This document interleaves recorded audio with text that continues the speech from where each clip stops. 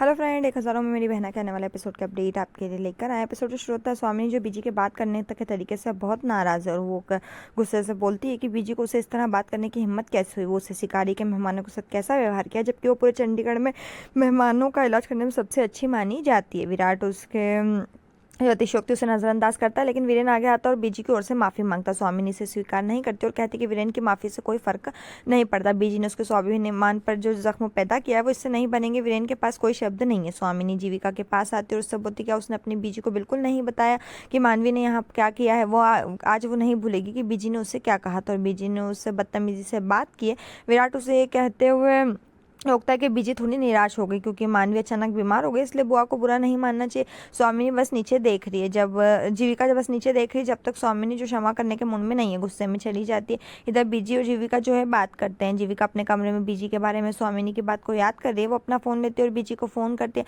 सबसे पहले वो बोलती है कि मानवी कैसी, बीजी उसे टेंशन नहीं करने के लिए कहती मानवी ठीक है। जीविका भी अभी हुई गड़बड़ी के बारे में पूछती, लेकिन बीजी अभी भी अड़ी हुई। वो कहती कि शुरुआत में वो हमेशा मानवी के खिलाफ खड़ी रही क्योंकि मानवी हमेशा गलतियां करती थी, लेकिन आज मानवी के सही है इसलिए वो उसका साथ देगी। मानवी उसकी बेटी और वो किसी को भी उसके खिलाफ कुछ भी गलत कहने के बर्दाश्त नहीं करेगी। बीजी आगे बढ़ती है और वो कहती है कि जीविका कुछ क्यों नहीं कह रही और वो शिकायत भी नहीं करेगी क्योंकि वो जानती है जीविका एक बेटी के रूप में अपने कर्तव्यों को पूरा बहू के रूप में अपने कर्तव्यों को पूरा कर रही है ससुराल, और वो भी मानवी के बड़े और रक्षक के रूप में अपने कर्तव्यों को पूरा करेगी। और जीविका को अपना ख्याल रखने और मानवी की टेंशन नहीं करने के लिए कहती क्योंकि वो अभी मानवी को डॉक्टर मनन के हॉस्पिटल से घर ले जा रहे। जीविका बुरी तरह से रो रही है।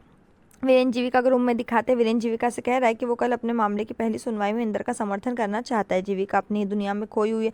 वीरेन उसे बुलाता और बिस्तर पर बैठाता है। वो उसे कहता है कि वो समझता है कि मानवी के लिए टेंशन में, लेकिन उसे इसकी ज़रूरत नहीं है क्योंकि मानवी का इलाज डॉक्टर मनन कर रहे हैं जो बहुत कैपेबल है। वो मानवी को कुछ भी नहीं होने देंगे। वो आगे जीविका से कहते हैं कि बेहतर है कि वो अपना दिल तोड़ने की बजाय अपना वादा तोड़ दे, मानवी से बात नहीं करने का वादा। और इसके अलावा जीविका से बात कर रहा है। मानवी अपने आप ठीक हो जाएगी। इधर मानवी आती है और बीजी की गोद में सिर रख रही है। वो वहीं बैठी और रोती। बीजी मानवी से बोलती है वो बाहर क्यों आई जबकि उसे आराम करना चाहिए।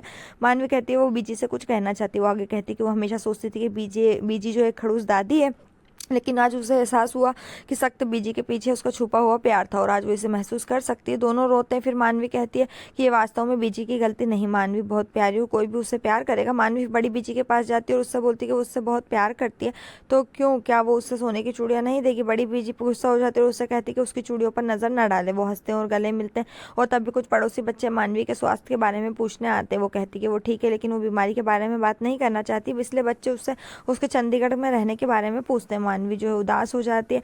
इधर जीविका अभी भी गहरे विचारों में। वीरेन बोलता है क्या उसने मानवी से बात की। जीविका उसके सवाल का जवाब नहीं देती, इसलिए वो कहते हैं कि वो पहले ही चाची से बात कर चुका। उसने कहा कि मानवी ठीक है और डॉक्टर मनन से कल कुछ चेकअप करवाने के लिए कहा। ये सुनकर जीविका खुश हो जाती है। वो हमेशा वहाँ रहने के लिए वीरेन को धन्यवाद देती है और गले मिलती है। इधर मानवी अपने कमरे में जब उसे इंदर और केस के बारे में उसका फैसला याद आता है, वो तुरंत गंगा मैया से प्रार्थना करती कि इंदर का आत्मविश्वास हमेशा ऊंचा रहे और वो अपना केस जीतने में सफल रहे।